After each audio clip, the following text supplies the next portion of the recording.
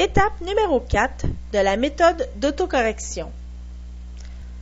Repérer chacun des sujets dans la dictée, écrire au-dessus la personne et le nombre de ce sujet et faire une flèche ensuite partant du sujet vers le verbe et sa terminaison lorsque c'est un temps simple. Et si c'est un temps composé, une flèche du sujet vers la terminaison de l'auxiliaire du verbe.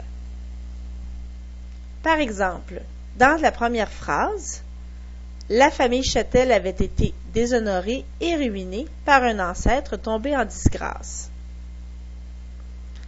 Alors, le sujet de la phrase, on se souvient que la façon de repérer un sujet, c'est entre autres de faire la manipulation syntaxique suivante, l'encadrement. Donc, je prends le groupe de mots la famille Châtel, je l'encadre par c'est et qui. C'est la famille Châtel qui avait été déshonorée et ruinée. Alors, le sujet de la phrase est bien la famille Châtel. Alors, je surligne la famille Châtel en bleu.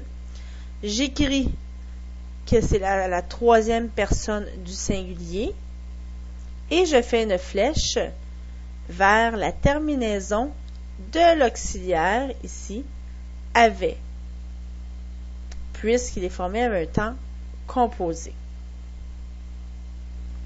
Et je fais la même chose pour tous les autres sujets de chacune des phrases. On peut remarquer que la plupart du temps, lorsqu'on a surligné un verbe conjugué en jaune, il va y avoir autant de sujets qu'il y a de verbes conjugués. Par contre, ça ne suit pas cette règle lorsque vous avez une phrase impérative, puisqu'il n'y a pas de sujet dans les phrases impératives. Et un dernier commentaire, il est à noter aussi que les pronoms, on doit aussi les souligner et les considérer puisqu'ils remplacent des noms. On doit aussi les souligner et mettre le genre et le nombre au-dessus de chacun des pronoms également.